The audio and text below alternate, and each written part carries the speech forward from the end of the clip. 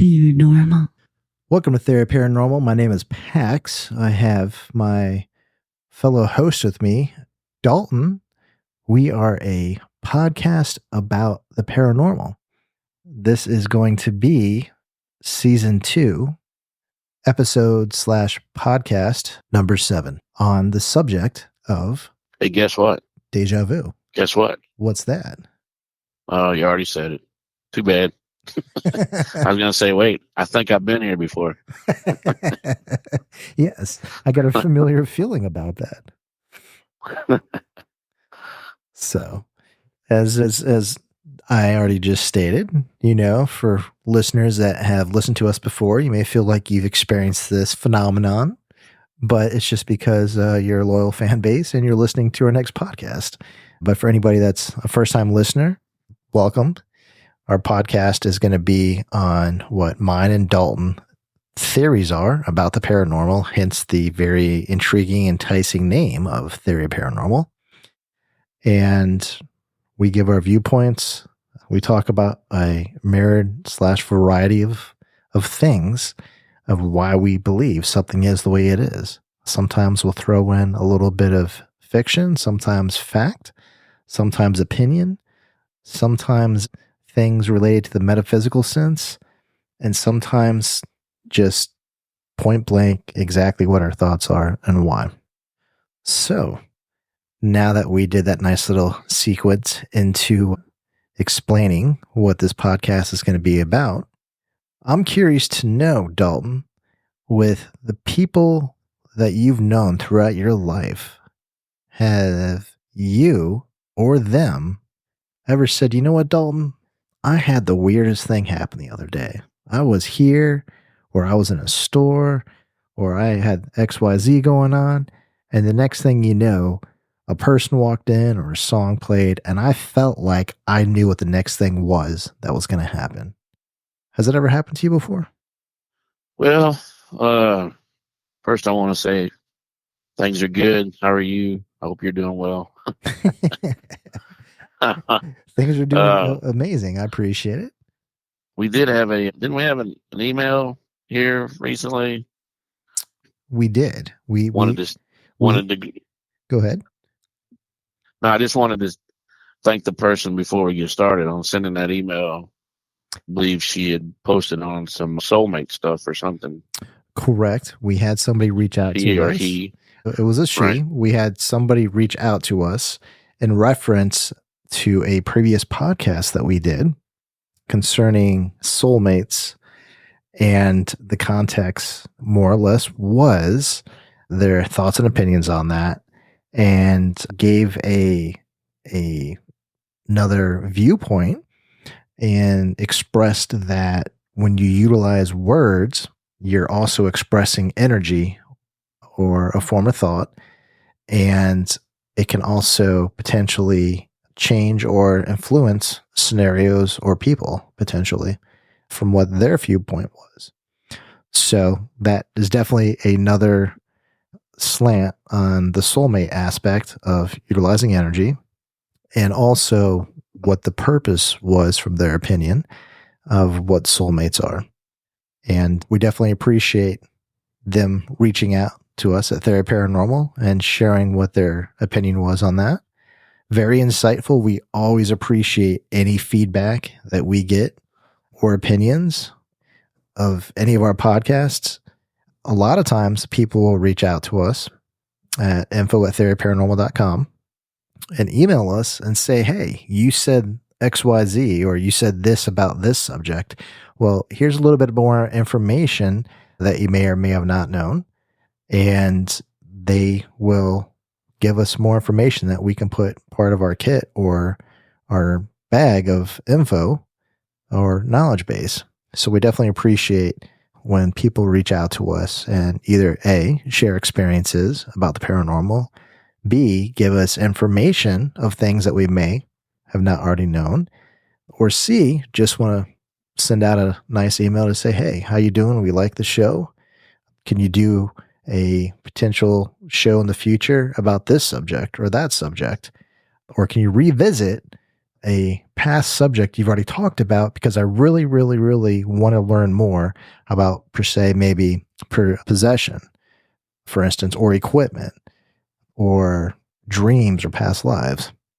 So we definitely appreciate when people reach out to us and tell us their thoughts, because what me and Dalton do, we do this just to expand the knowledge base and to give people a perspective from two individuals, two professionals that have been in the paranormal genre, shall I say, environment, world, that have been in it for quite some time. And we just want to share what our knowledge is with the listener, you, so that way you can hear it firsthand of how things really are versus what it's like watching something on TV and going, is that really how it is? We just more or less said one day, hey, let's take all of our knowledge and our experiences and put it out there and, put some thought into it and throw our theories out there. So to circle back around there, Dalton, I'm doing great. Appreciate it. Thanks for asking. I'm doing amazing and hope you're doing good too. Yes, me and Dalton have already talked previously, but he's doing amazing as always. And I want to know what's your 2 cents on this with the whole deja vu aspect. Anything stand out in your mind for experiences? Yeah, I don't. As far as I kind of, for some reason, I get a lot of those experiences. Like I feel like I've already, been there before, or seen it, or heard it. And I know a bunch of people that they're always telling me, "Hey, man, I was doing this the other day and felt like I've been there before." And I'm like, "Well, you might have," and I just, it's kind of it's a weird experience, if you want to say, like if it like you at first you're not really thinking about it, so it just kind of like comes. It's you usually think about it after it's already happened. Right. I mean, that's kind of the way I do it is not the way I do it, but the way it happens to me is something will happen, and then I walk away, and like 5 or 10 minutes later, it feels like I start thinking. I go, man, I feel like I've been there or done that already. What's up with that? And then it's not that I sit there and just go deja vu, but I do think about it because it does happen quite often for some reason. But how about you? Does it happen a lot to you, or? For myself, I will say it happens randomly. No rhyme or reason. There is no pattern. The stars aren't aligned a certain way. It's not a certain time of year. I'm not a certain age only. It's only on when I'm even ages or odd ages it happens, or certain months. It just happens. And I kind of chuckle to myself because sometimes I try to, as a memory, look at it for what it is and see if it'll come to me to see if I can see the next piece of information before it actually happens. Sometimes I will have an inkling or feeling of something that's happened, and then just because I would do the exact opposite of what I feel is happening. Because why not? There's people out there that say your life is predispositioned and predetermined and it's going to be how it is and it's fate and it's all about, what things have planned for you and stuff. Me, I like to be a little bit more of a free thinker and think, we choose and create our own destiny. But there have been things that have happened in life that when you add all the pieces together, it's hard to shake a stick at it and say, yeah, this is bogus. Or if you look at the big picture going, wow, all these things had to happen exactly the certain way they did for X outcome to happen. And when you do that, it's like, what are the odds? So to answer your question though, yes, I have had a few instances where deja vu has happened to me. And sometimes I go with the grain of salt on it, and go with the flow. And other times I just go with the exact opposite of what I think is going to happen. Well, the phrase deja vu, it's borrowed from the French, Mm-hmm. and it means already seen. Yep. And it usually occurs when someone perceives they have already experienced a situation before, and their body experiences a familiarity with the experience, which is kind of what we were talking about. Mm-hmm. And the the whole thing about deja vu to me is, does it happen pretty frequently? I mean, yeah, I got a lot of people that come to me all the time and they're like, hey, you know, I get this feeling like pretty frequent that, I've done a lot of things. Now, our last podcast was about what, you know, reincarnation and stuff. Yep. So I'm kind of wondering, do you think that, deja vu is part of a reincarnating experience? Like you're coming back and, like we talked about, how scientists used to, hypnotize people and try to get them to remember certain key elements that they might not know now, but they might have known in their past life. So instead of a scientist hypnotizing us, is it just the universe, excuse me, popping back in and throwing these little nuggets at us going, hey, remember this, remember that, you know, or is it just a plain old, maybe something you dreamed about at one time? You dream like, oh, blah, blah, blah. And then all of a sudden it like you're there. It's kind of hard to say because they do have some medical disorders that go along with deja vu. Yep. Yep. Like, what is that? The temporal lobe epilepsy, basically an experience. It's a neurological anomaly related to epileptic and electrical discharge in the brain, creating a strong sensation that, like an event or an experience currently being experienced, has already been experienced in the past. But you kind of wonder when you talk about medical disorders, how I mean, to me, it's like, how could you call it a medical disorder? I guess that's their way of saying it, but instead of like going, oh, it's paranormal, I guess, what's your thoughts on that? Well, I think a lot of times it is going to be about whatever is going on in society. Just because the fact with the society that we live in now, everything is diagnosed, it's rationalized, it's scientific, it's medicalized. My word for there has to be a medical reason for it, a diagnosis or says explanation. There never is a explanation of just because. When I wholeheartedly believe there's an explanation of just because the rational mind cannot answer it away or give a description, it scares a lot of people. It makes a lot of people all of a sudden get nervous because out of anything the human brain does, it wants to understand and it wants to have a definitive reason why something is. And that is, if anything, one of probably the most characteristical traits of the human being is the brain, is to understand why. Well, they've tried, early researchers tried to, establish this link between deja vu and these mental disorders.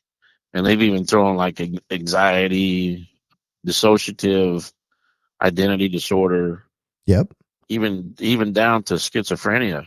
Oh, there's tons of ways that it can be answered away or talked away for medical reasons, for physiological reasons, for psychological reasons, for emotional reasons, Yeah, but psychosomatic they failed. reasons.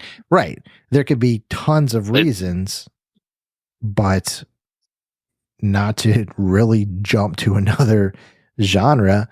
But in the past, we've talked about possessions. Sometimes things are just what they are. They're not going to necessarily have a underlining go-to reason for it to make sense. Well, they don't. That's the problem, is that they failed to find correlations of any diagnostic value with that. So, in 2008, I believe it was, when I was doing some research, they found that deja vu experiences are unlikely to be pathological dissociative experiences, basically. But they are looking into like they did some research that was looking into some genetics. Basically, although that there's not a current gene associated with deja vu, but they were talking, and I'm not big on like genes and stuff, but I know that they were mentioning like chromosome 10 is being studied for a possible link. Certain forms of the gene are associated again with mild epilepsy. And though by no means, excuse me, man, it's kind of dry out here where I'm at. And by no means, this they're saying that it kind of sometimes may occur often during seizures, but they I don't know. I guess they really don't have an actual suspect for that. But I don't. I mean, to me, I mean, I don't. I know a couple people that have seizures, Yep. epileptic seizures, and I can tell you right now, there's no way that they've ever come out of a seizure going, oh, I just remembered something, or besides the seizure being something very familiar to them. You know what I'm saying? They just didn't come out and go, something came to me that looked like I've been here or done that before, besides the seizure part. Yeah. So the seizures, epileptic seizures, are not pretty, and they're very deadly as well. So Yep, they can be. I don't know where they would. Yeah, I don't know where they would come up with that. But anyway, it kind of floors me when I read some of these medical these people that try to do these researches and then they come up with this stuff. But anyway, Yeah. so I agree to you. I think it's a phenomenon for sure. What kind of phenomenon? I don't. I'm not too. Well, I mean, if you want to think about it logically, the brain has a bunch of synapses that fire off, all over the brain, microseconds, and even halves of that. And I'm not going to get too nerdy and stuff. And by any means, shape, or form, I'm not anybody with medical training. But the way I see it is for instance, you have the front lobe of your brain. Okay. Mm-hmm. Sensory cortex, for instance, sight, hearing, touch, smell, and temporal lobes, different portions of your memory, and limbic system, prefrontal cortex. All that has to do with decision making, executive functioning skills. All these things are imprinting every second that we live to give us imagery, to give us an experience, long term, short term. It gets ingrained in our memory, and then that becomes us, literally. And I think another angle to look at it is that is impressed upon you as sights, sounds, senses of feeling, depending on what's going on that you're perceiving, and it gets ingrained in your brain. Sometimes you may have an experience that might mimic something that you had a long time ago. It may not be at the very tip of your tongue or at the very front of your brain for the memory to come back, but individuals say that also may be why you experience deja vu. It may not be exactly the same scenario, but certain pieces may fall in play. Well, they've been studying this for a long time. I mean, even back in 1876, I believe it was 1875. You had.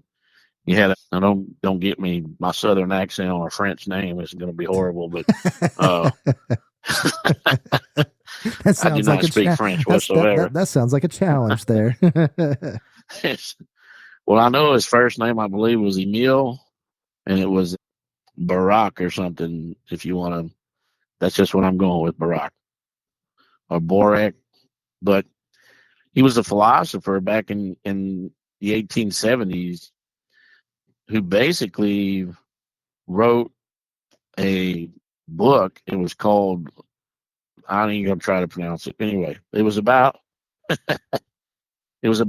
the sensation of deja vu and basically how he presented it as a reminiscence of memories.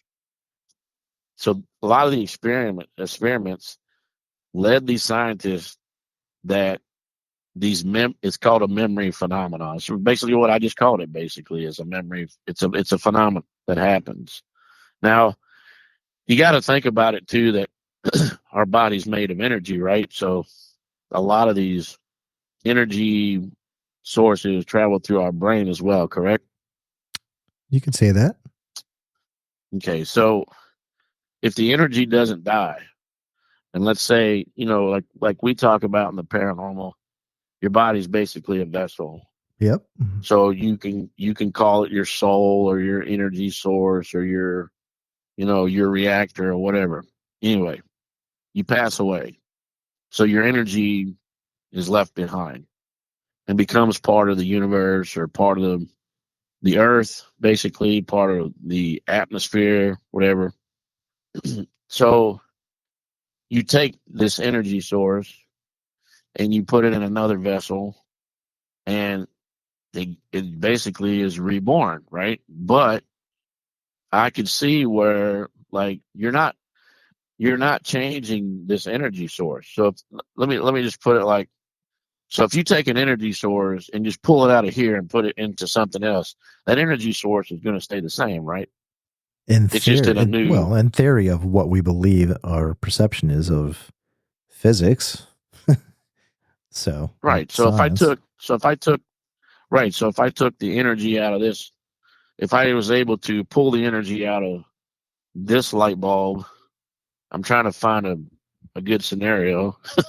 Transference. if I Right. Well, if I pull the energy out of this light bulb in this casing and put it in this light bulb in this other casing, it's still going to do the same thing, right? It's going to light up. It should, right? In theory. In theory, yes. So if you took the soul of a person or the energy, and it's brought out of one vessel and put into another, which would be, let's say, you're just name it, you're reincarnated. Okay, so you're reborn, but at first it takes a while for your actual thought process to come back, but it's not supposed to. And all kind of, I know I'm like all over the place with this because I'm trying to find the best way to describe it, but basically you're making sense. You're dealing with the same you're dealing with the same energy source. So what I never did really, not, I dove pretty deep into deja vu years ago, and don't ever think I recalled anybody even coming close to talking about that. You're dealing with the same energy source, it's just in a different vessel. So yes, you're going to have you know memory lapses or memory phenomenon. There's going to be a phenomenon where this person is going to be walking down the sidewalk and somebody says something to them and they have this 5-minute conversation and they walk away and they go, man, I feel like I've had this conversation before. Well, you probably did, because what do we talk about when you're reincarnated? You come back to finish what you couldn't finish or what you didn't pass your test in the last life. So you're going to be retested again. So do you not think that these two sort of play hand in hand? I mean, they like, okay, yeah, deja vu. Okay, I'm going to remember some things that I probably did before because it just happened the same way, miraculously, like by miracle. But I'm in a different shell on a different path. But this happened before because my energy source didn't change, just my vessel did. Yeah, you understand what I'm trying to say? Oh, I do. I got one for you. If you want to hear a pretty cool theory. Of course, always. And I've kind of touched base on this before, as far as it goes. And I'll use the same analogy I used before in the past. For anybody that's ever had to go to school, normally high school or college, before you go to school, you got to, at the beginning of the year, pick out your classes. And then you go to school and you do all the classes you picked out. You already know what your path is. You already know what you're going to do. Now imagine instead of you knowing what you're going to do, imagine going to school, picking out all your classes, everything's set up. And then when that first day comes, you having no idea for the whole year what you're supposed to do. And you just got to go every single day and do the best you can at it. I think for an interesting theory, I think potentially, maybe, and I've heard this before, I've read about this, I've had people confer with me on this, that your life is already predispositioned. It's already supposed to be how it's supposed to be in stone. And before you're born, it's already set all before you. It's kind of like watching a movie. You already know everything that's going to happen. You've already seen it. And then you're born.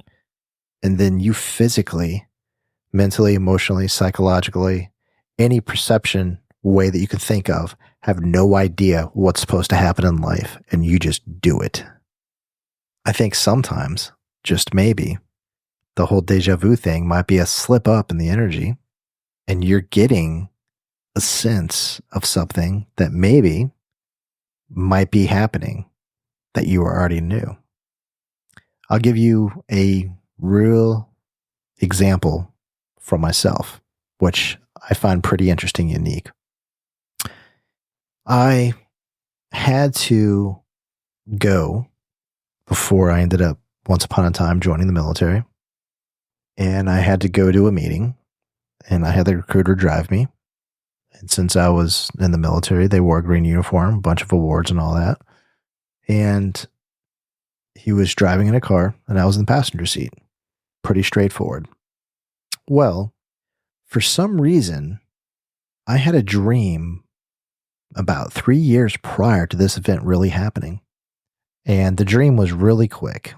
It was just about there being a blur next to me of green, me being in a car, sitting in the passenger seat, there being a radio station on, hearing a bunch of music in the background, but I really couldn't make it out.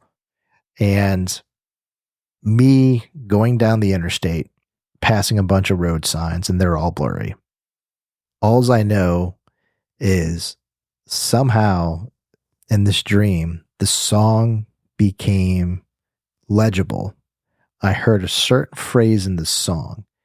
When that happened, I automatically looked out the window, looked up to my top right, and saw a street name on a billboard to get off the interstate.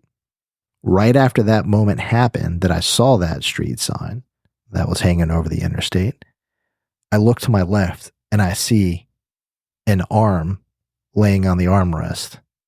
Now, I completely forgot about this. I was like, whatever. The interesting thing was, after I went and took a military exam and some other stuff, I was being driven on a road trip. I was tired. It was a long, long day. It was like 3 hours out, 3 hours back. And I really didn't have lunch. So I was almost in and out, like asleep in the car. And I hear this song in the background. Meanwhile, I'm listening to the recruiter talk to me. So his voice is almost the same level of the song. I could barely hear it. And I'm like almost in and out of consciousness because I'm like ready to go to sleep. A certain part of the song plays. I look at the screen that shows the radio station. And when that certain part of the song plays, I automatically look up and see the same exact road sign that I saw from my dream.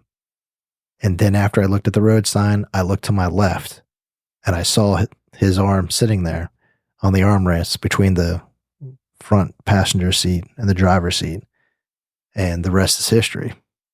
Now, that may dip into a type of, in some people's minds, ability to be able to pre-see an event before it happens.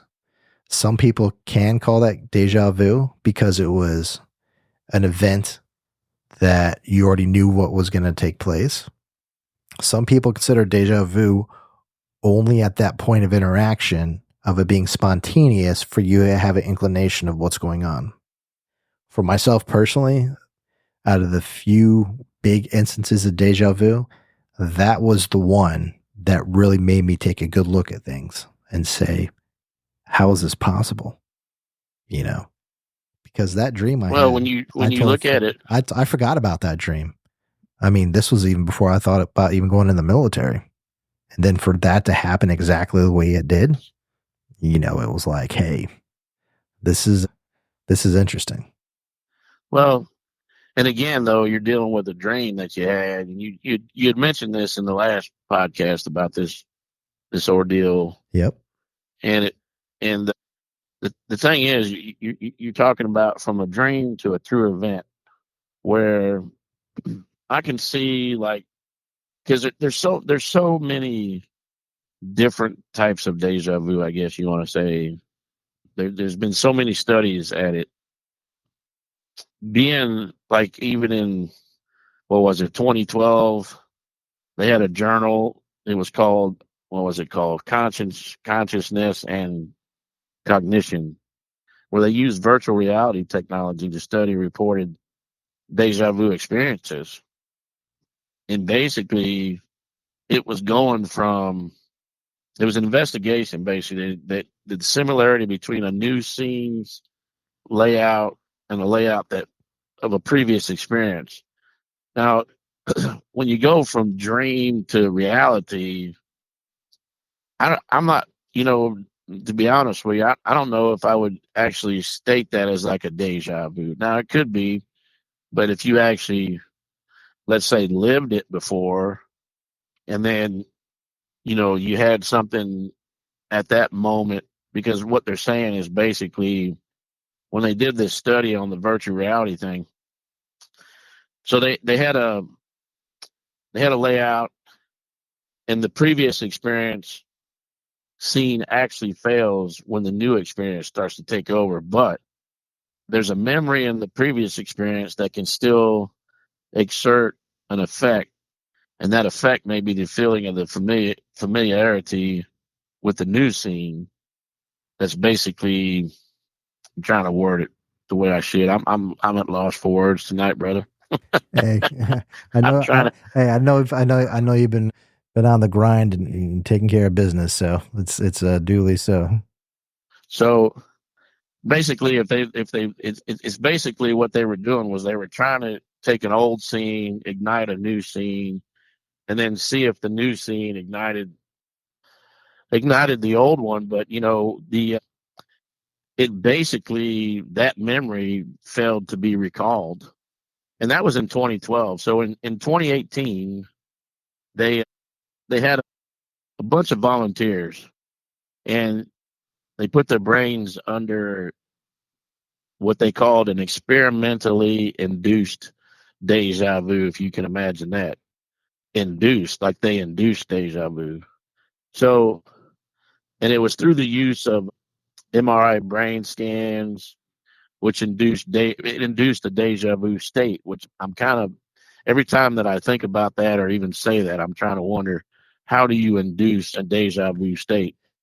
But it was created by getting them to look at a series of logically related and unrelated words. And the researchers would then ask the participants how many words starting with a specific letter they saw. And with these related words, such as door and screen and breeze, the participants would be asked if they saw any words that was basically started with the letter W. And if they thought that they saw a word that wasn't presented to them, then deja vu was induced. And these researchers would then examine the volunteers' brains at the moment of induced deja vu from these scans that they were given. And they noticed that there was a visible activity in the regions of the brain associated with mnemonic conflict.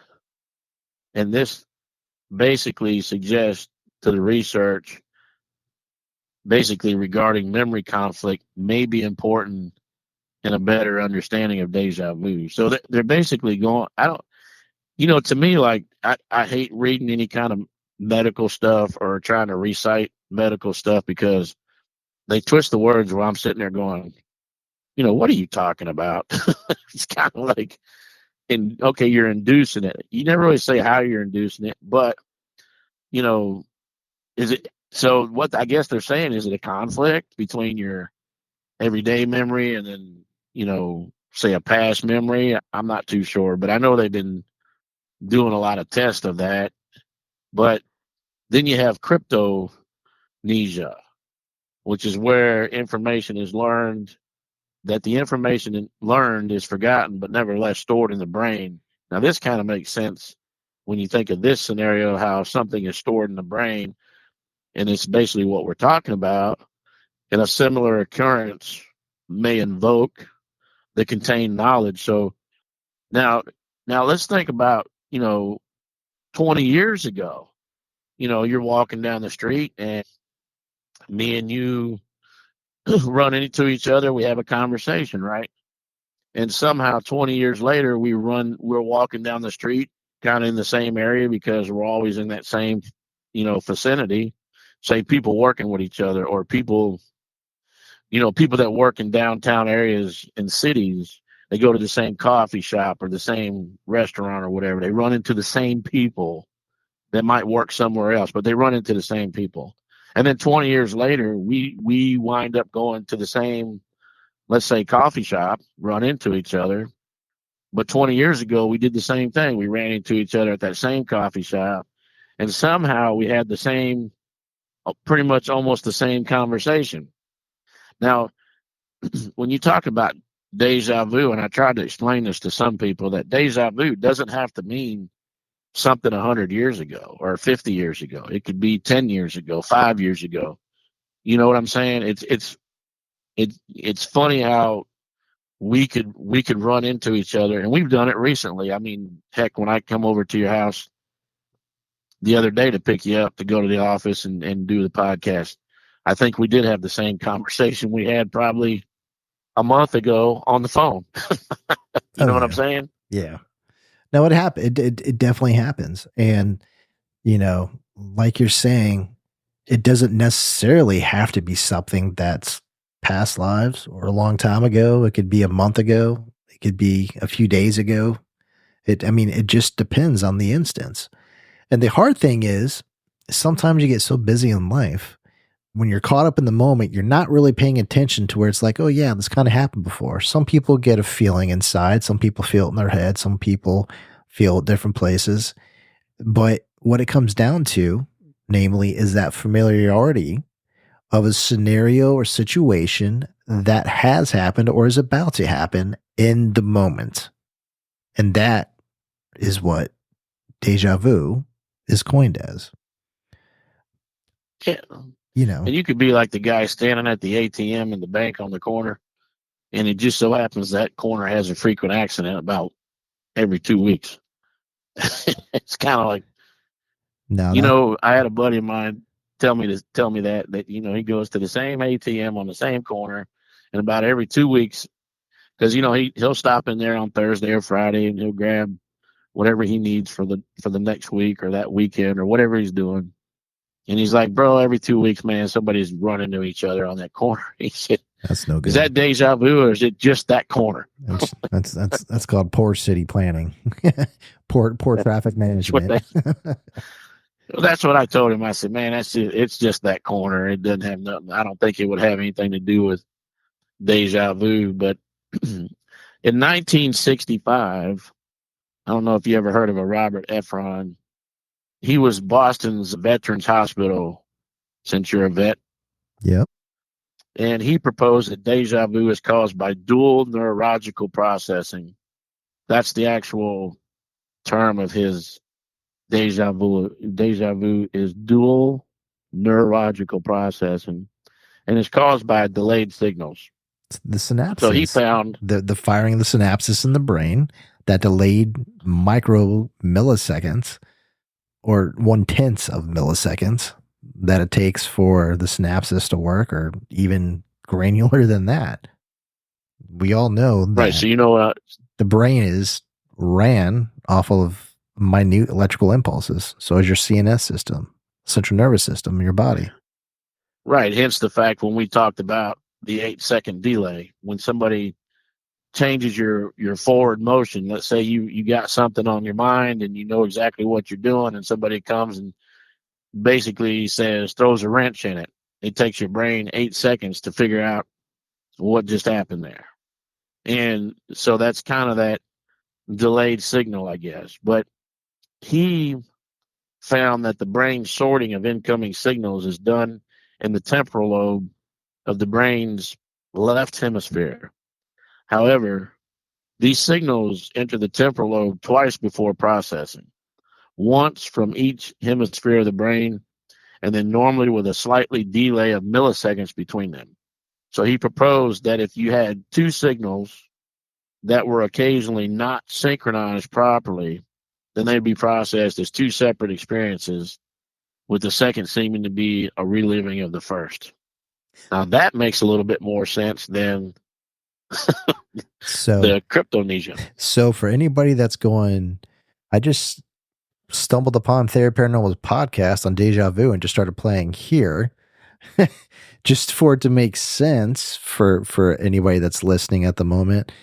We're talking about deja vu. We're talking about the way the brain works and how sometimes mismatching electrical impulses in the brain, or the synapses doing what they do to hard code or imprint memories, thoughts, events, sometimes off of scientific opinion, medical opinion, if there's any delay in this encoding, that it will generate a deja vu experience that you perceive.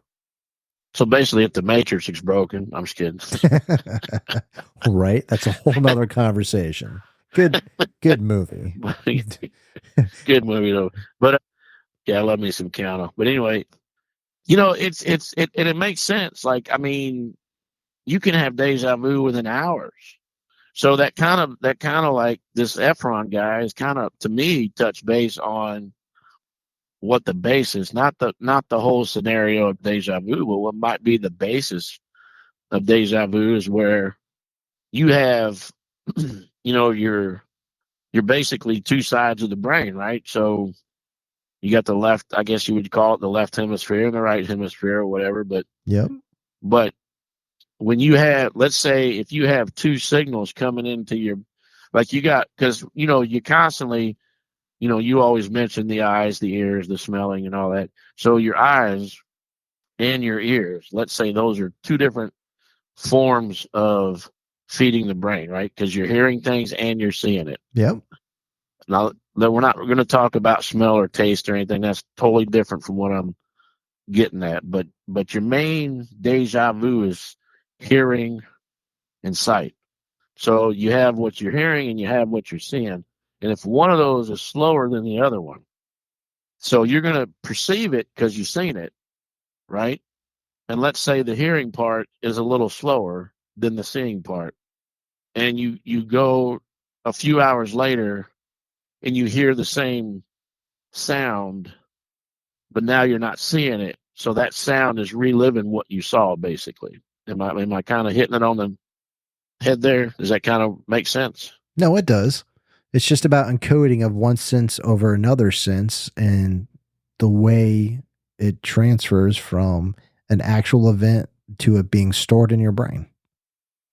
Right. And then, so if it's synchronized from what you're seeing and hearing, let's say, now I could be totally wrong, and somebody can be a medical person listening to this and beat me up on it. Well, I don't care. It's just the good news is it out there. The good news is this is your theory.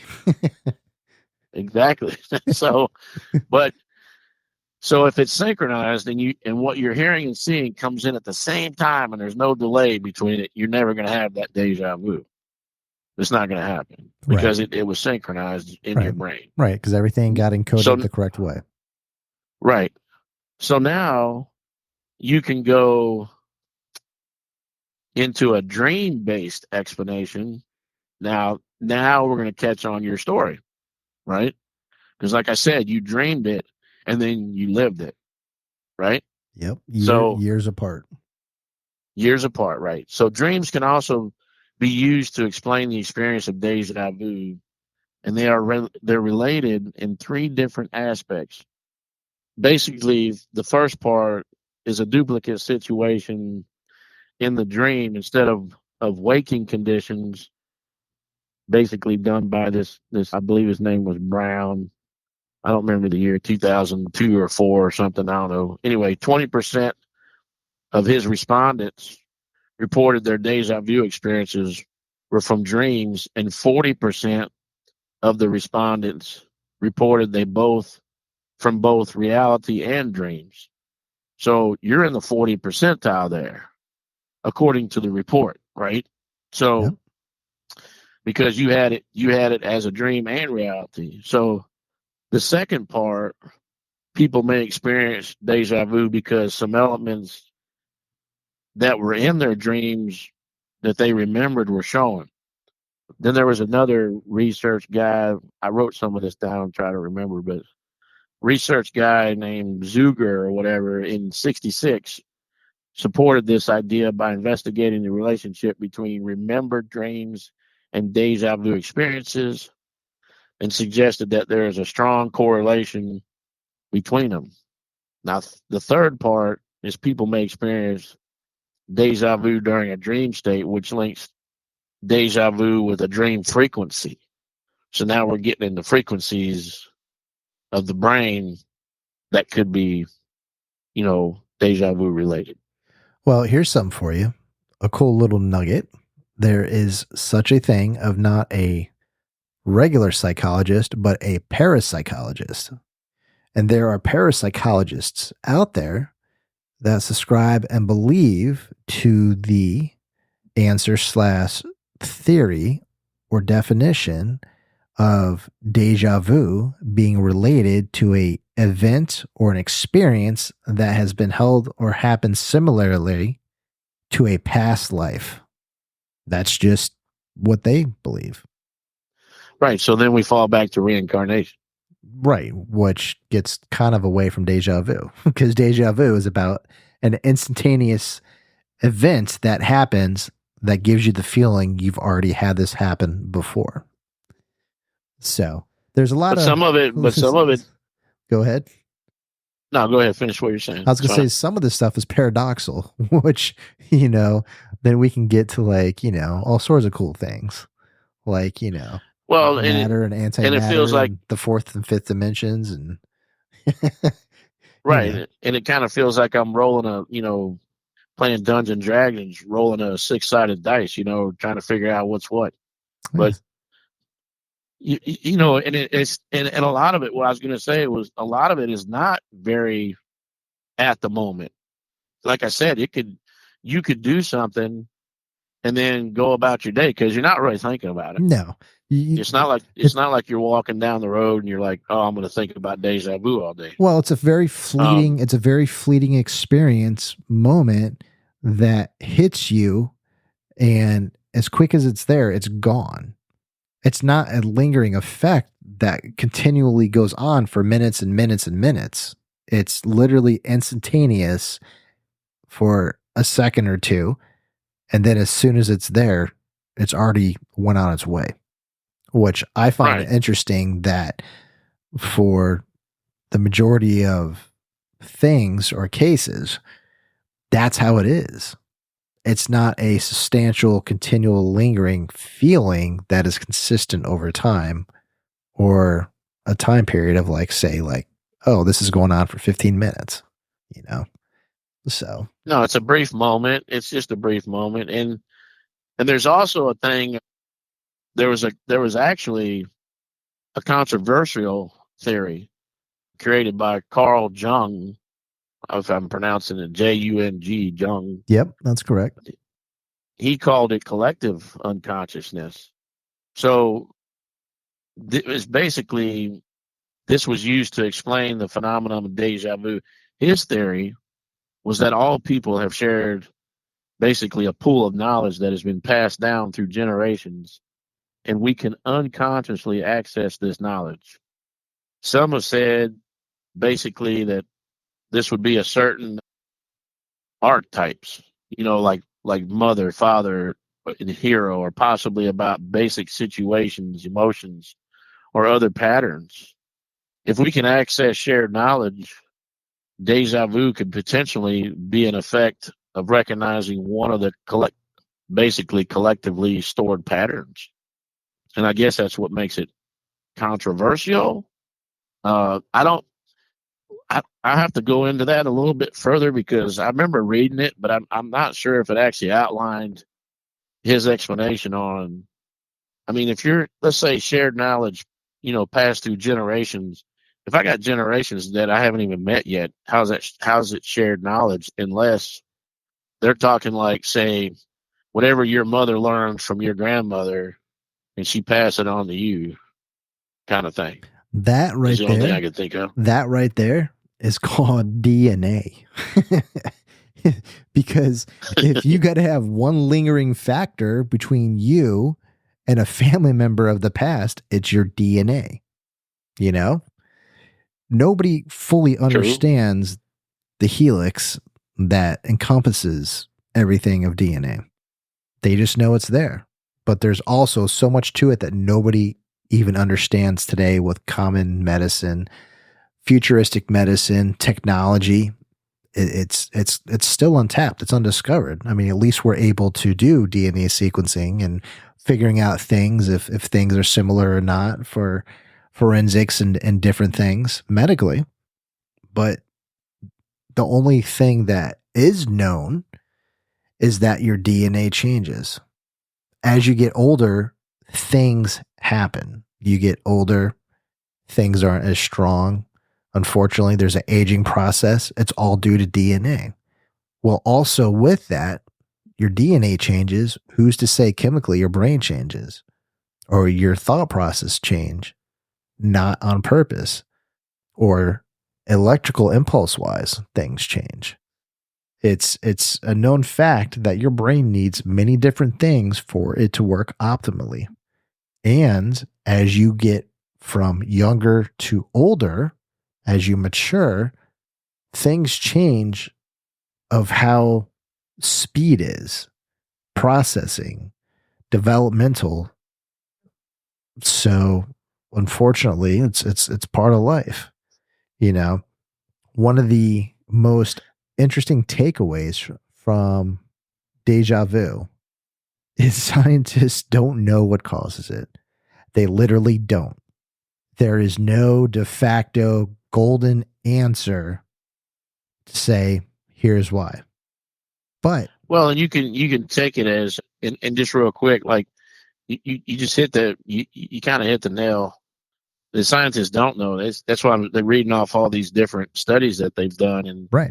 and basically, I mean, it's going to sound funny because we just mentioned it, but the Matrix, man. I mean, if you look at the Matrix, the movie The Matrix, Trinity, she pretty much told Neo that deja vu was a glitch in the Matrix. So basically, for anybody that doesn't understand or know, never watched The Matrix, doesn't know it as well as Dalton, which is going to be hard because he's a big Matrix fan if you haven't caught on, is Matrix is nothing more than a alternate reality / consciousness.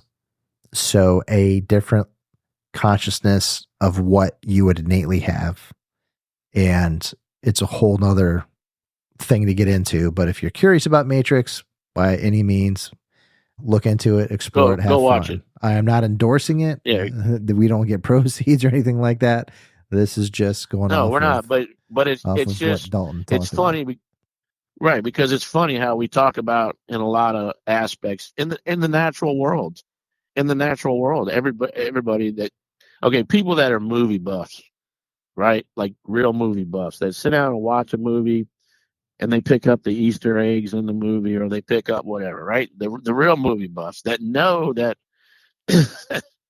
I mean, let me just put it to you in a funny scenario, because I always think it's funny when people look at me funny when I say this, but The Simpsons seem to always know what's going to happen, like years No, before, I got, right? I So, so what I'm saying though is, like, a lot of movies predict some things that either are going to happen or that have happened, and it's only at the time when and there's sort of a deja vu instance. You could watch a movie and then go, 5 years down the road and something happens and you go, hey, didn't that, you remember that movie? And then you start talking about it. So it just made me feel that you said that the scientists have they don't Definitive have a reasoning. clue, but No. And but to say it's ironic, I mean, you're talking about the Matrix for a analogy's sake. As is just a side commentary, another movie that I thoroughly enjoyed. We don't really get into our personal opinions of these type of natures normally in our podcasts, but is Constantine. yeah, Constantine. That involved him also. And that explains or shows a lot of, the best way I can put it is how on certain levels I believe how things may be, but that's a whole different thing to look into. So all I'll say is if you want a really good movie, watch that. It kind of ties in to things. We're not going to get in the. how's Let's that? not be like. How's that zinger for the left field? Yeah, there you go. And I love Constantine. Actually, they're making a second one. But anyway, Constantine fell more above the biblical lines of the paranormal. It was paranormal based, but it dealt with the biblical. But anyway, so to get back to what we were saying, I was mentioning, because a lot of scientists, man, and they've done, like I've mentioned, virtual reality. They've done hypnosis, and it could be something simple like playing a game or looking at a printed word. Like I mentioned, they did the word thing or a certain color. And then the patients in different groups were given a suggestion to either forget or remember the memory, which could later trigger the sense of deja vu they encountered basically through the game or the word. So other scientists have attempted to bring, which I said, virtual reality. But the Sims, you remember the Sims video game? Yeah. On the PC? Yep. My daughters used to play that all the time, Sims. And they said there was one scene that was purposely created on the map from basically one map to another. For example, all the bushes in the virtual garden were replaced with piles of trash to create a junkyard with the same layout. So what they were doing was to see if that situation recognizes the similarity between the bushes and the trash, basically. You understand what I'm trying to say there? So even in a video game that we all used to play, I mean, I played The Sims, and I never knew that. Never realized that they were trying to do that. Kind of weird. Well, but this isn't something I normally look into to think about, but you just gave me something to think about. That's interesting, though. It is interesting that a group of scientists actually used. Now, see, that's what's messed up, bro. It's bro. Tell me, bro. It makes me think about the video game that we talked about up in Washington. Yeah. So did they create the Sims game? I mean, I know I'm going to left field here, but it just kind of they mentioned it. These scientists mentioned the Sims game and how one moment you'd have like a row of bushes, next thing it'll be a pile of trash in the same line where the row of bushes are, to see if a deja vu moment comes back and says, well, wait, I sensed like it's a different object, but I sensed this was something else. Or so it comes down to the encoding of the brain with similarities overlapping each other to see which one stands out the most for being hard coded to give that euphoric deja vu sense, and then see what that person remembers is what you're trying to say. Ultimately, right? It's but were they using? Did they bring out the Sims game? Now it's got me wondering. I know we're going to conspiracy now. I got to get off that. But anyway, I never thought you would talk about conspiracy theorists in a video game of The Sims. That's a hard. Well, I'm sorry. That's a hard pass for me. I'm just saying, man. It's like, did they bring the Sims game out to that will be part of the test. I don't know. I'm going away from that. All right, let me step back to reality. So if it just makes you think. It makes you think. Why would they mention the Sims video game if there wasn't something to it? Oh, it is what it is. I mean, Right. the whole thing about The Sims, though, is it's a perfect modeling effect of different behaviors, and to be able to do scenario based information and imprinting and data and so forth. So I think that's why that was utilized in that manner. Personally, that's my theory. So that's your theory. That's my theory. So another theory of deja vu is with false memories, if you know that. Oh, I can definitely see false memories. For anybody that doesn't know, you can have false memories by the encoding not working correctly when you're short term and long term encode stuff to your brain.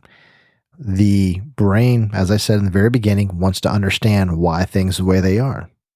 And it is a proven known fact, especially with individuals that have had trauma or injuries, unfortunately, to their head or their brain, and their cognitive abilities aren't exactly where they're supposed to be, that their brains, their meaning collectively just any individual that has had this type of environment, unfortunately, the brain does not hard code things correctly as the way it should for long-term or short-term memory.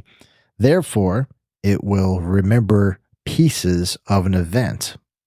Now, instead of it just remembering maybe a flash of a car going through an intersection, it raining, and music playing, it will also temporarily have, let's say, a guy driving the car, okay? A dog barking. Now, what happens is when the person tries to remember this because of the limiting factors of what happened with said injuries or temporary or permanently, the brain is not going to remember the dog, or it's not going to remember the man. It might replace the man with a woman. Okay. It will automatically try to make sense of what's going on and fill in the gaps where the brain is not able to synapses wise encode it. So then when somebody says, oh yeah, I remember that car the other day, it was purple and it went through the intersection and they were playing no music and it was a nice old lady or, a young man driving through, and the other person's looking at them going, dude, I was with you. What are you talking about? It was a person sitting there with a dog hanging out of the car, barking at everything, cranked up metal music. And, it was a mid 50-year-old guy, with his top down, just going through the intersection. And it's like, oh, really? That happened. So sometimes, with this events, you have to rely on other things besides what you perceive that happened to say, okay, this is how it is. But the reason why I bring this really long, elaborate scenario up is just to show the preface of the way the brain works. There was visible gaps. The brain works in mysterious ways. Right. There was visible gaps in what was happening, but the brain was trying to make sense of it, so it automatically filled in the voids with its own imagery or logic to make it make sense. Right. And that falls upon from you seeing something of the now that triggered something of the then. Exactly. And then what it's doing is putting the two things together. Exactly. Which can kind of go back and tie into deja vu also. Because it's all, like you said, it's about the encoding of the things working together in tandem or not, creating that sense. Right. Which would be the false memory. I mean, I believe it would fall under false memory because that form of deja vu, of false memory, would be similar to feeling when you can't differentiate. Thank you. Between something that really happened versus a dream or not even a dream, but like you just talked about. Right. So you know what you're talking about, but you're putting it out there a little different. Like you can't differentiate between the two. Right. What was You're reality basically versus what you believe or perceived to be reality. right. So that kind of goes. You're right. It kind of I believe that falls along a false memory, deja vu. But others blame the rhinal cortex. Now we're getting into medical, and I'm not a doctor, but I just know that somebody was wait. mentioning the rhinal Hold on. cortex. You've had me fooled this whole time, and now you make that proclamation that you are not a doctor. No more calling you Dr. Dalton from this point forward, okay? No more. So the rhinal cortex, the area of the brain that signals that something feels familiar, for somehow being triggered without the memories to back it up. That's their rhinal cortex ordeal. So, they all you can say, like, you could probably put 20 scientists in the same room and tell them, write us a thesis on deja vu, and they're all going to talk about, it's all going to have the same part of the brain that signals something familiar, right? It's all going to start out with that. Where I get lost into reading research about these different doctors and scientists is when they get further into their writing of their thesis or their suggestion or their theory of it. Then they start to differentiate what they think, what their baseline is, or underlining foundation ultimately. Right, because I talked about the MRI scans, they were actually F. You ever heard of an fMRI scan? I'd never been a radiological technician, so I'm not really privy on all the different coding of. Well, I haven't either. I've never.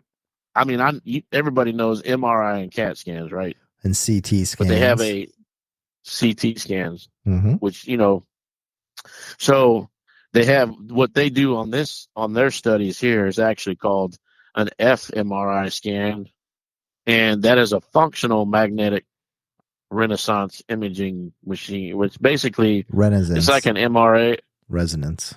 Yes, resonance. Yes, thank you. That'd be pretty cool to go get an MRI and be in the Renaissance era. Yeah, right. That would be cool.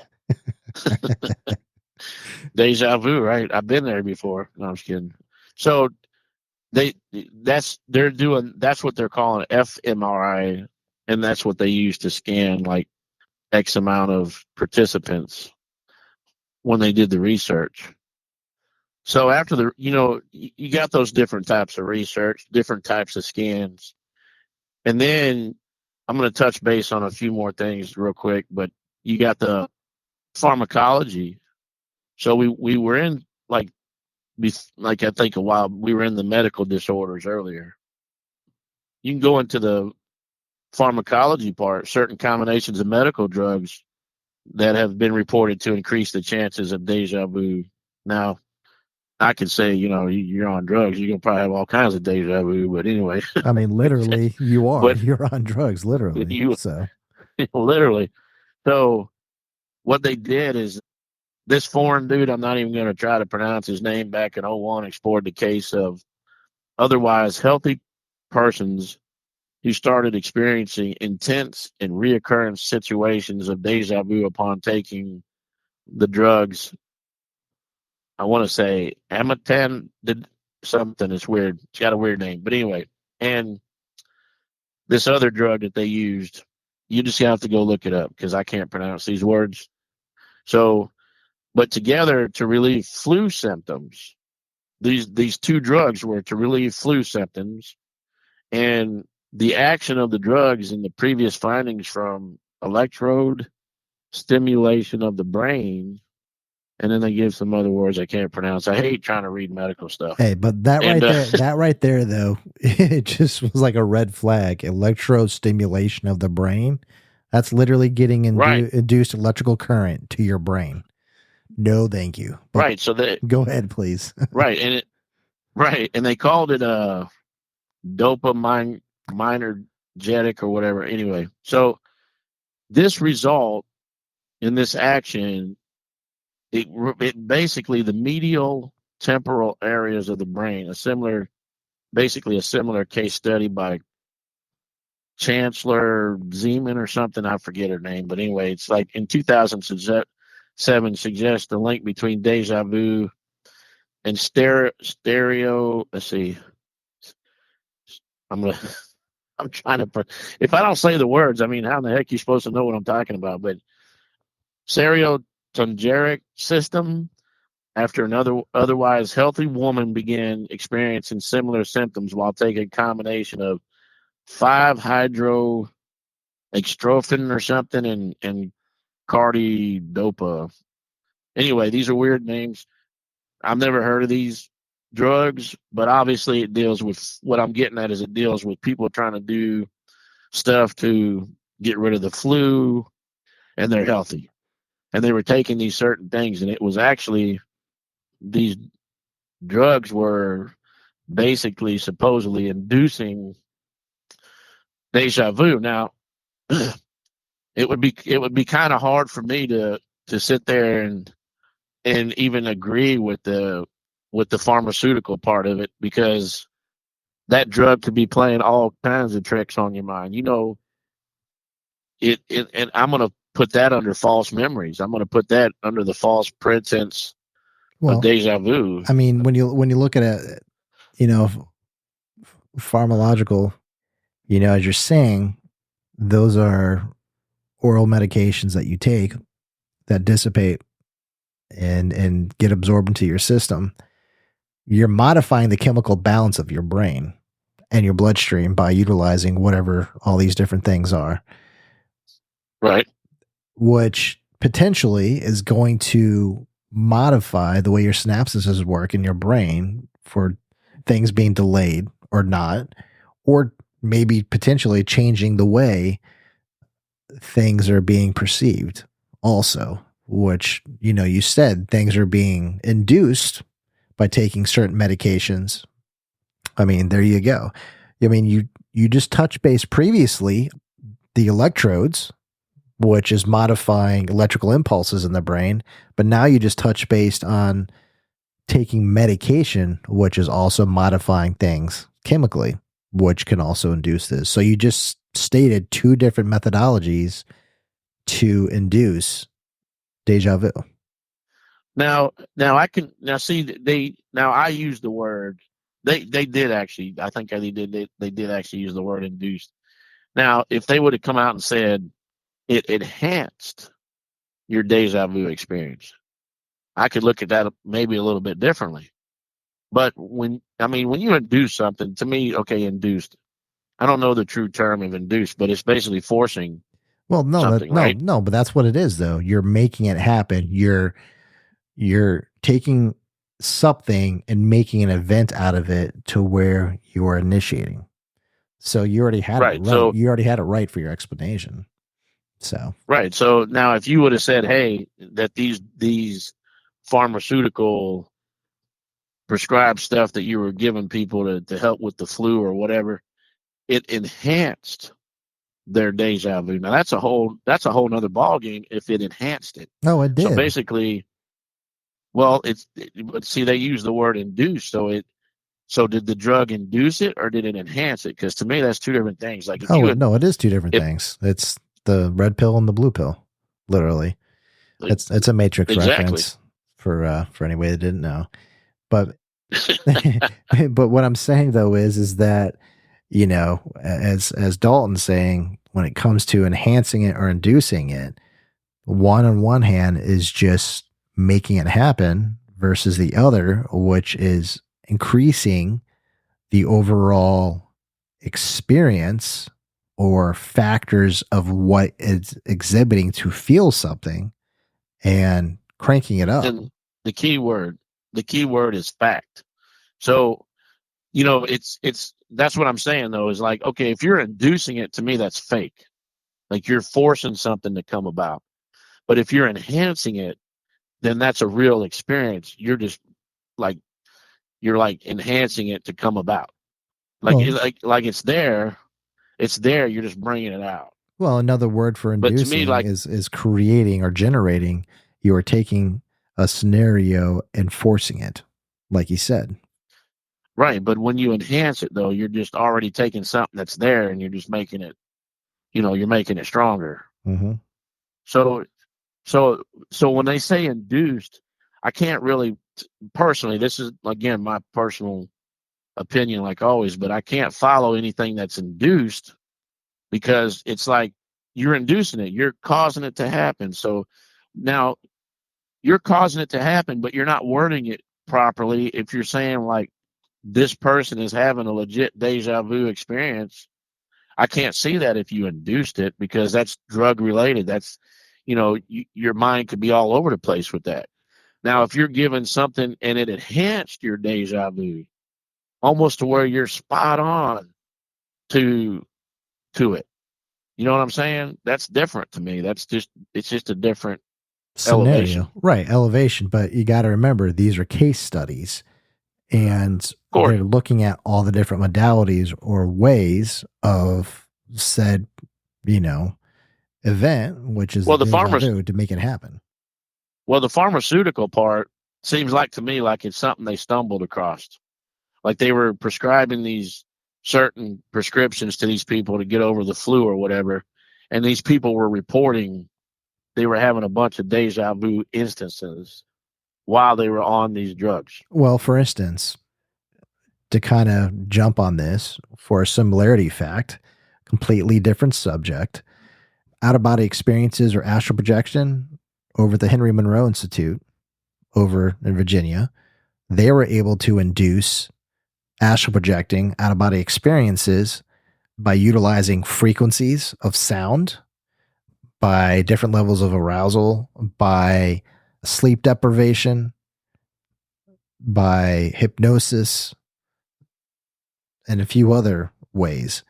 But what I'm getting at is it comes down to different manipulation of sensory factors to try to make something happen.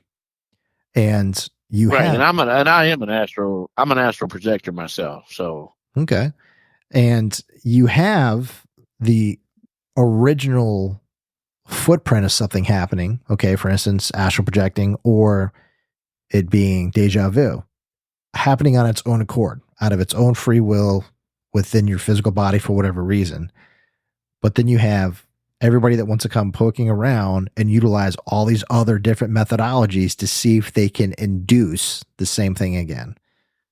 of And course and then you can fall back like when they created a ghost, right? yeah, Same kind of concept. exactly. Well, exactly. But that's my whole point is you have Right. you have the scientific aspect of it. You have the medical aspect of it. You have the psychology aspect of it.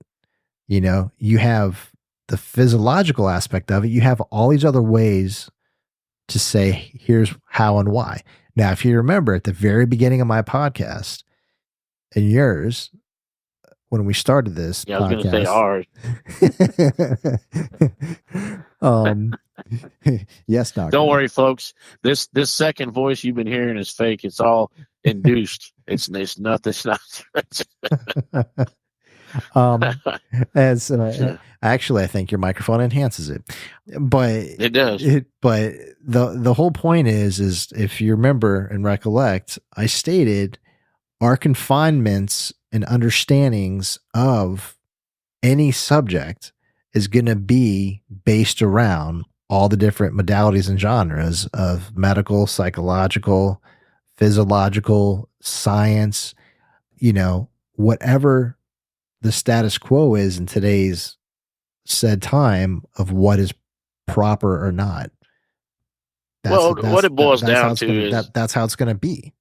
And then you have the well, it boils scenario, of well, maybe not the naysayers. right, and you know how they create. So, it's like your car. All right, you're driving down the road, your light comes on, so you take it to the dealer, the light goes out. Okay, that's a natural phenomenon, right? It happened. Something misread in your computer, put your engine light on, you get to the dealer, the engine light goes out. So what do they got to do? They got to recreate that. They got to try to recreate whatever you felt or what you thought was going on to get that engine light to come back on. So I dig it. Like, you can't take, you can with some people, some of the stronger, say, astral projectors or whatever, but we're dealing with deja vu. We don't want to get lost in the astral projector world. That's a whole nother subject. But let's say somebody has deja vu. Well, they're not going to walk right into a scientist and go, yeah, let me recreate that deja vu for you. I can tell you about it, but I can't recreate it. So they got to induce it. I dig what they're doing. They're trying to reactivate what happened and do that. That's how they do their studies. I get it, but I feel like that when you induce deja vu. Now you remember, I'm gonna hit on another movie here for you. Insidious. You ever seen that? Oh yeah. Okay, so hypnosis is probably one of the best ways to get somebody to astral project, Mm-hmm. and that's what they did in that movie was they put him under hypnosis. Yep. And that's also another methodology they utilized in their case studies at the Monroe Institute. Of course, and they've done hypnosis on deja vu. Mm-hmm. So because what it does, it basically hypnosis. I mean, if you want to look at my term, it basically shuts the brain down to where you're not thinking. You're thinking, but you're not. You know what I'm saying?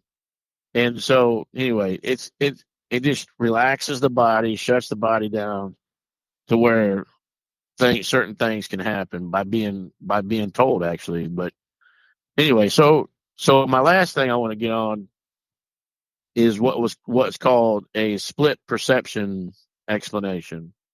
So this is when a person experienced the current sensory. They pretty much experienced the experience twice successively. So the first input experience is brief, degraded, and distracted, basically. Immediately following that, the second perception might be familiar because the person naturally related it to the first input, which I kind of already said before. But one possibility behind this mechanism is that the first input experience involves shallow processing, which means that only some superficial physical attributes are extracted from that actual stimulus. If that you can understand that. So it's basically putting like your first input was very brief, and I guess see this when you start reading all these different terms, split perception or pharmacology or whatever, I think they're almost all saying the same thing, just in different words, like different. Because to me, this is the kind of same thing we just talked about on how you're going down the road. You got a brief memory of what you saw before, but now you're kind of distracted with what you're seeing now as a second perception. I guess I don't know. It's kind of hard for me to. I'm still diving into this stuff because it's a lot of medical. So basically, it's a lot of what you're saying ultimately, Dalton, is you have your overall perception of what's going on in that moment, but then you have your different faculties, okay? Your eyes, your ears, of what you're perceiving or sensories that are happening, and it may askew ultimately what is going on. So then you have a secondary input per se, and you also have what's going on in your mind at that moment of your thought process and everything else. All of those at the same exact time are going to create said memory. So then you have your then you got your subconscious brain also, which is at play. So I think that's ultimately where you're going at between your primary and your secondary focus of the input or stimuli. I'm sure I'm going to be getting tons of emails now. Everybody picking this apart and shredding me. By all means, please feel free. info@theoryofparanormal.com. Let me know where I'm wrong. I'm just trying to pick up what Mr. Dalton here is putting down.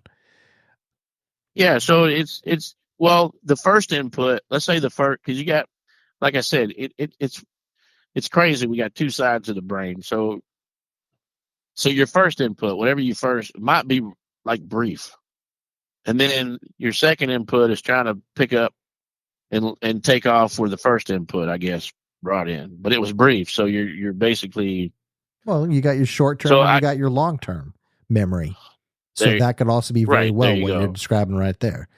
Because your short term is Right. encoded for short term for so long until something else happens and that gets blotted out by new short term. But your long term has to hold on to the baggage of your short term and encode it and put it in your brain for good. So that might be where the handshake is also that you're talking about. Well, why don't they just say that instead of going like your brief, your first? Because who's on first. It's medical jargon. It's never made to be a nice light read. So, but you've Well, got, they have it.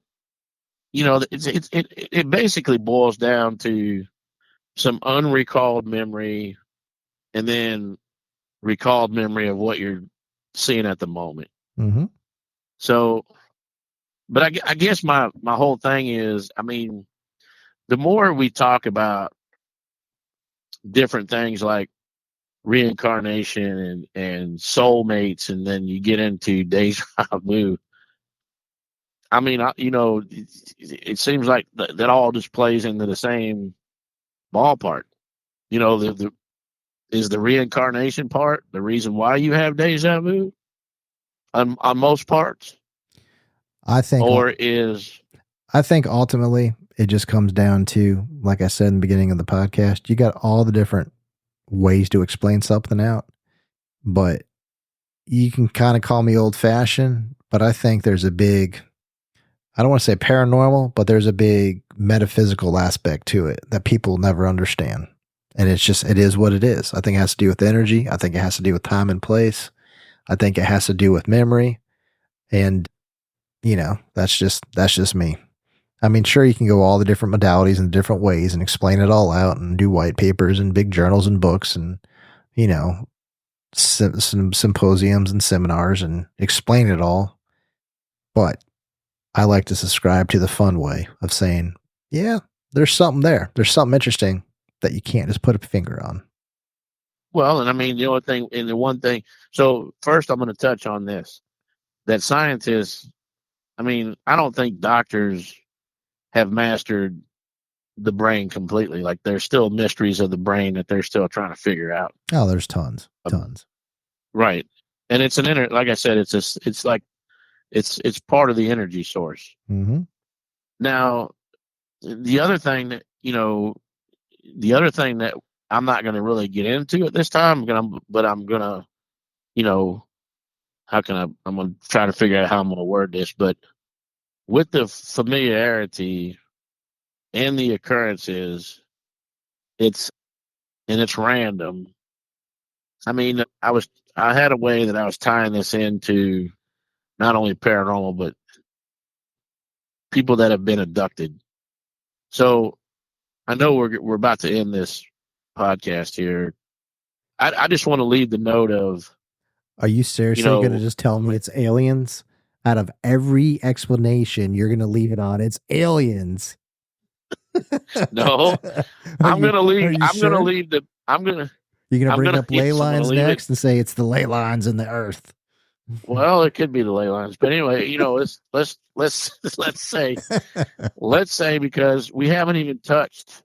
I kind of held off touching base on people that have been abducted by aliens. When you get into stuff like that, so I'm gonna leave a thought process of how about if folks feel like they want to do it, go research alien abductions and deja vu, and let me just leave it with deja vu and an alien phenomenon. How's that? Okay. There you go. I hear you. I'm Well, not saying that it is an alien phenomenon. Like, I'm not saying that deja vu is an alien phenomenon. I'm just saying but you're saying there may be a tie-in to deja vu and there what might be people there might have be a, personally experienced or shared stories or the theories about that happening and deja vu being a part of the scenario. Gotcha. I'm there. I understand. right, because look, man, you can go into the paranormal, and then you go into psychic abilities with deja vu. So so it's two different things: alien phenomena and psychic abilities. I'm gonna leave you with that. Gotcha. Almost 2 hours of talking, and we're leaving everybody with alien phenomena and deja vu and psychic abilities. And psychic abilities is psychic abilities a deja vu? You got me on this episode. I did not see this one coming to be the culmination of this podcast. Well, when you do a lot of research, like we do, I me and just, you, we I just, both, I just want to say sometimes your thoughts are really air quotes out there. I mean, this is like really beyond the hemisphere and the ionosphere and the sphere of the earth, and I mean, hence UFOs. No, but I no, I understand what you're saying though about the correlation with the deja vu and people having memory issues and well, lapse of stuff and all that. if I'm gonna put deja vu with reincarnation, why not?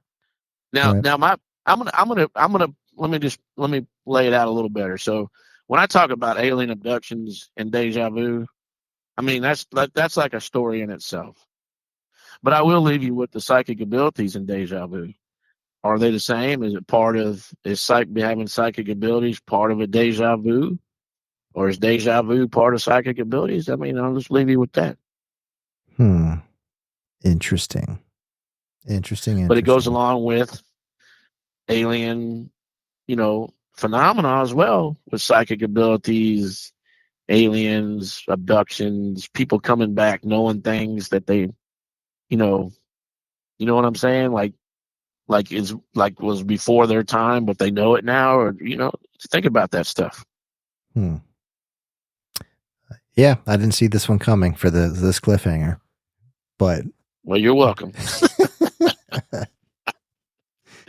no, but I understand what you're saying because ultimately, for a lot of if you watch testimonials or TV shows or different things, they always exhibit the same thing, and it's about memory problems, loss of memory, loss of consciousness, having trouble remembering bits and pieces, but all that also ties in to the brain, the way the brain works, and coding of long and short term memory and different things. So there's your tie in there.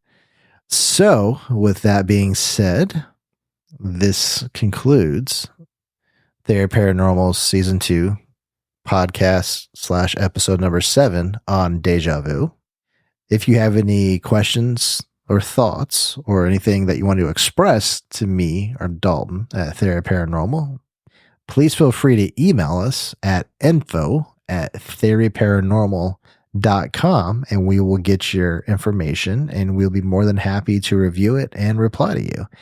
If you have any evidence that you wanted to forward to get a opinion professionally about the paranormal, whether it's audio or video or photos, by all means, email those also. We are more than happy to receive things and give you our professional opinion. And with that, that is all we have. We don't. Well, we don't also, one more thing, we don't also always advertise our Facebook page, but feel free to stop by the Theory Paranormal Facebook page and check that out. We do put some of our evidence up there, pictures, videos. Yeah, it's more lighthearted if you do take a gander at the Theory Paranormal Facebook page.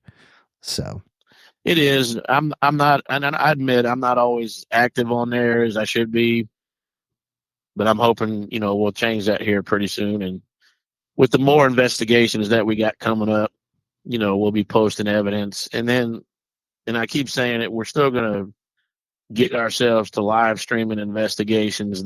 Some of those will be posted on there as well. yeah, we definitely have plans for I'm the not future. I was gonna say it's not anytime soon, but it is for the future. might even be into the next year before we get that accomplished, being that life, we got to take care of life first. Life So, happens. So as we say, Theory of Paranormal, don't be afraid to ask questions.